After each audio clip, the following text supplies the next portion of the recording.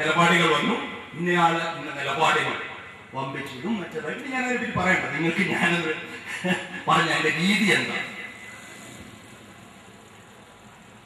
ഇതെന്ത് ചെയ്യും? ഇതിങ്ങനെ വരുന്ന കാലഘട്ടത്തിന് മുമ്പ് ഇത് തുടങ്ങുന്നത് എങ്ങനെയാണെന്ന് ഞാൻ പറയാം.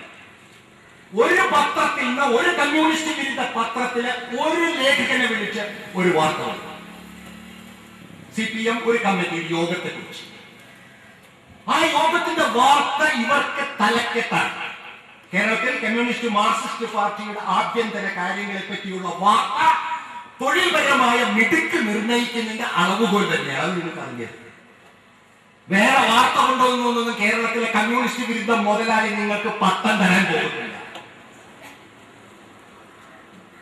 CPM-ന്റെ ആഭ്യന്തര കാര്യങ്ങളെ പറ്റിയുള്ള വാർത്ത കൊടുത്തു തന്നെയാണ് നിങ്ങൾ മുതലാളിയുടെയും പത്രാധിപരുടെയും ഓമനയാകുന്നത്.